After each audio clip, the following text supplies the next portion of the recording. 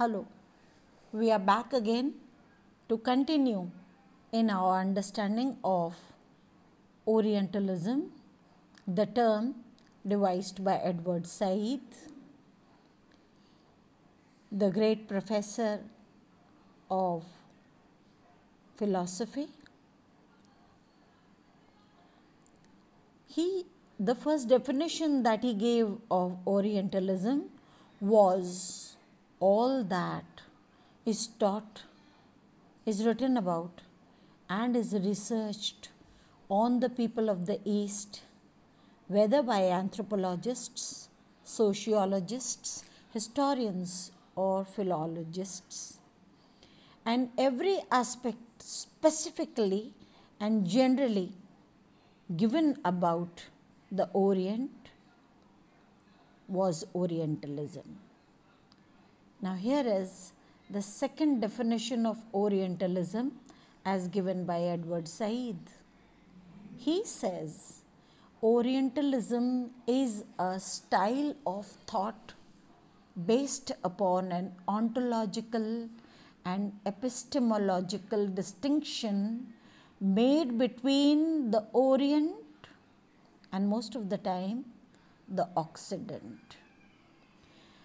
Let us try to understand the meanings of the terms that he employs while he defines Orientalism extensively.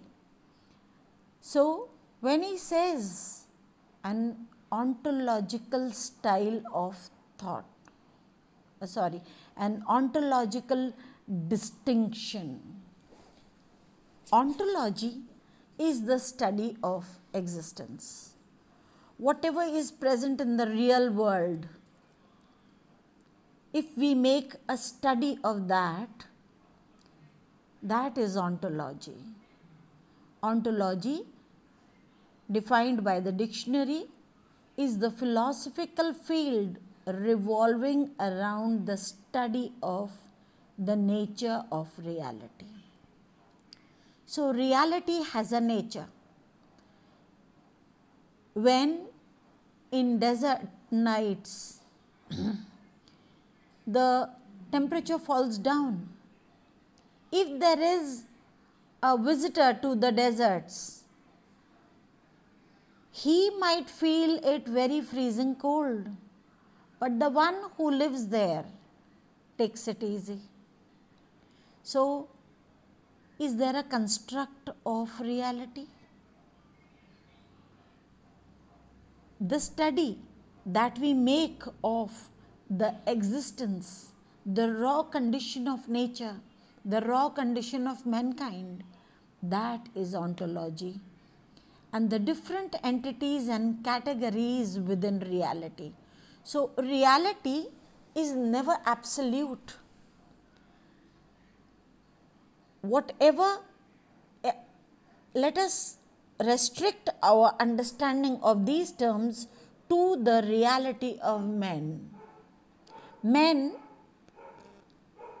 biologically are flesh, bones and blood. But that should also be animals. So, while we are making a study of the reality of men, if we confuse it, if we do not restrict, if we do not stick to our perception of the reality, we might be led astray. Ontological studies or understanding is the study of being. Whatever is. If you study whatever is, that is ontology. That means it is the perception, what you feel, the existence of things, and the study of that is an ontological study. Whereas epistemological study, epistemology as defined is relating to theory of knowledge, especially with regards to its methods, validity, and scope, and the distinction between justified beliefs and opinions.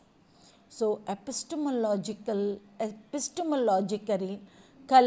is more a process, whereas ontology is more a state of being.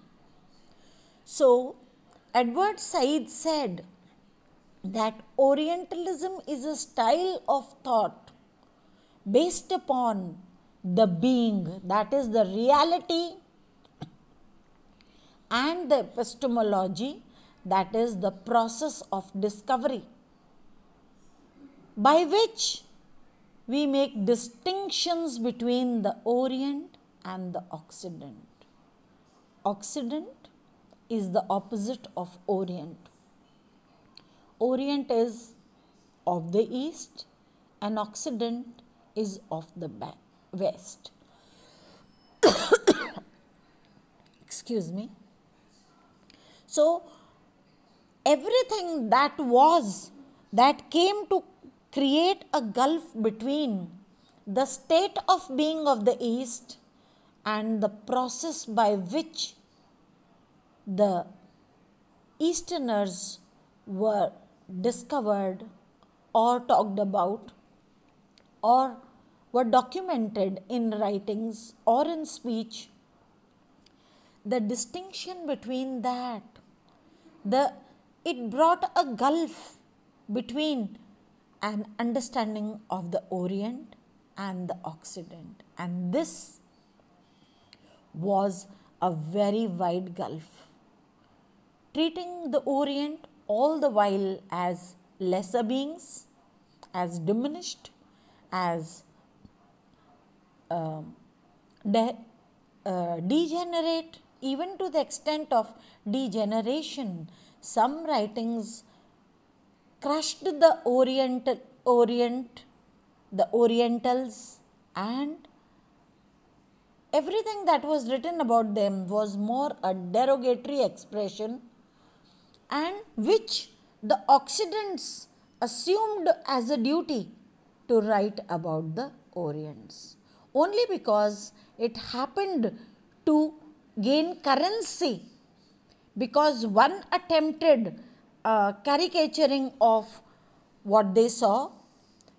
They trespassed the ontology to move into a kind of very specific understanding with their own bent of mind, with their own psyche, and they distorted the Orient. All that distortion, all that distinction which was made heartlessly between the Orient and the Occident is Orientalism. And then Edward Said gave a third definition of Orientalism in his book Orientalism. The third definition reads, Orientalism can be discussed and analyzed as the corporate institution for dealing with the Orient, dealing with it by making statements about it, authorizing views of it, describing it, by teaching it, settling it, ruling over it. This definition is the conclusion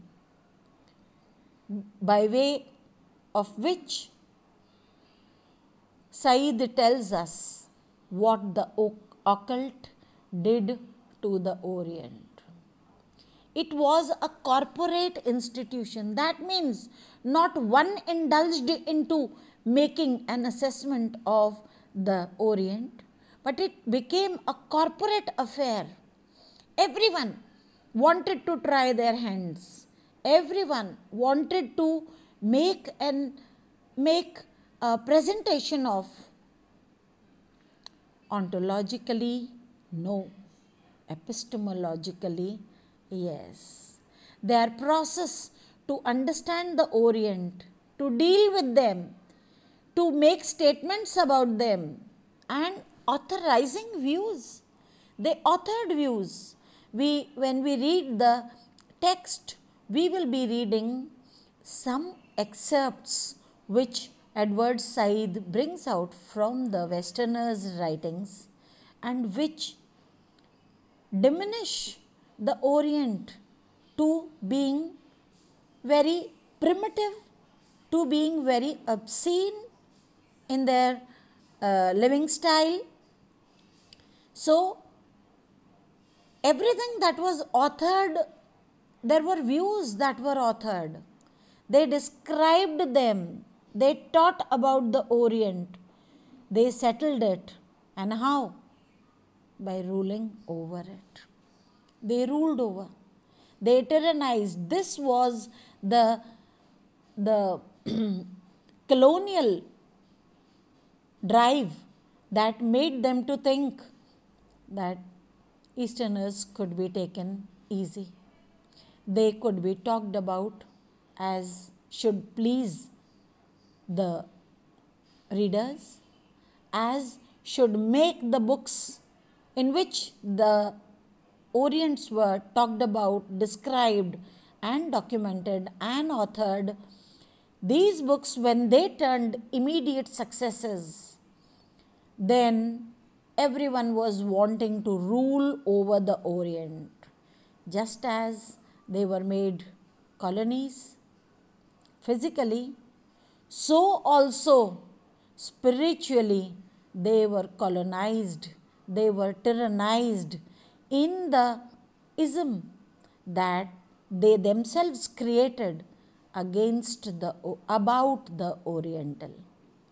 This, it was like catching them raw and perforce covering them up in their own desired shroud maybe.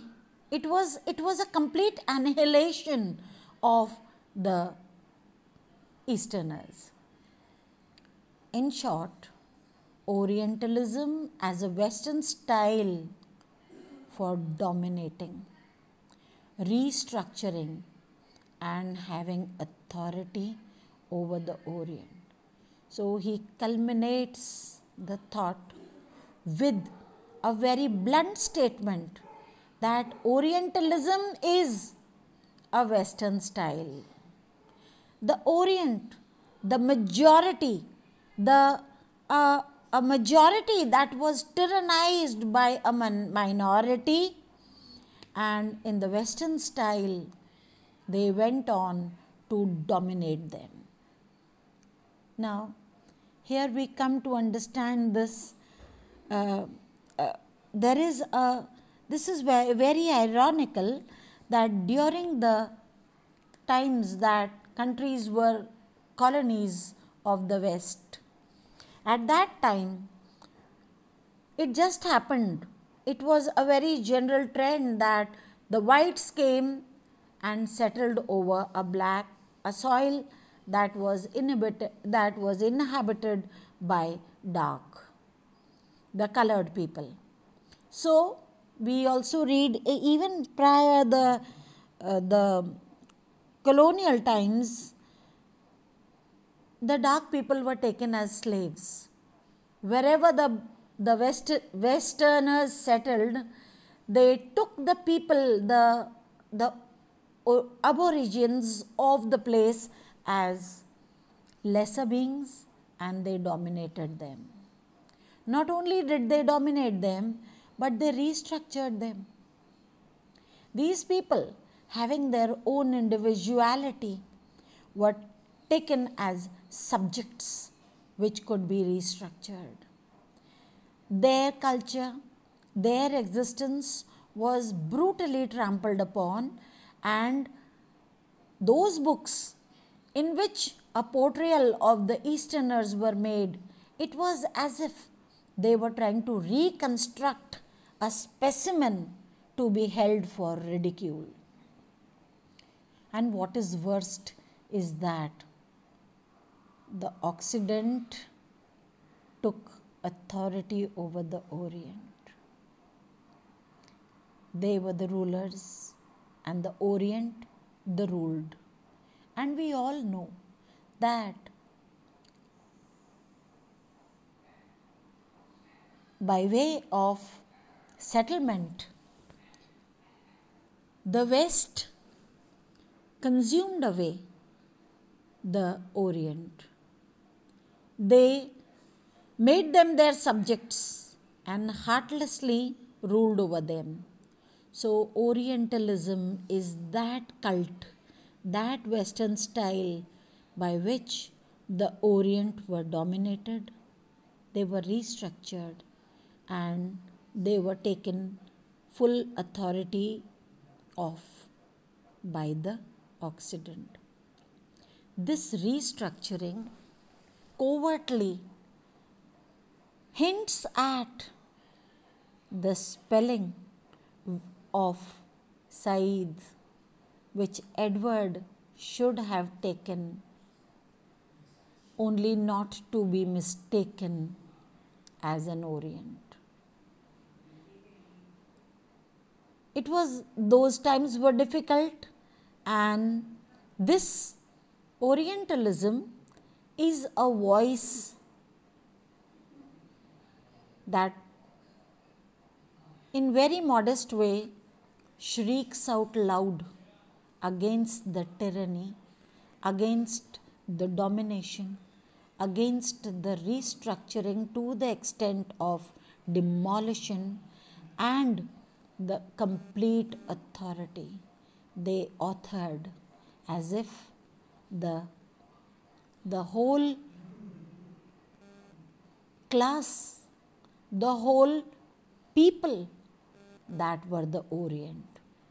So, when we read the text of Crisis, which is the last chapter from Orientalism, we will try to see how the existence of the Orient were nullified, their presence was an object of ridicule, and how one after the other there were books, there were furious writings that destroyed their existence whatsoever. Not just painful is the negation of the existence, but equally painful is the method by which an approach was made to destroy them. Orientalism, therefore, is the anguish of Edward Said. It is the document that speaks aloud and clear the painful distinction that was drawn not on the geographical basis, that some were the dwellers of the East and some were the dwellers of the West, but which distinction came as a tyranny against the very being of the Easterners. Thank you.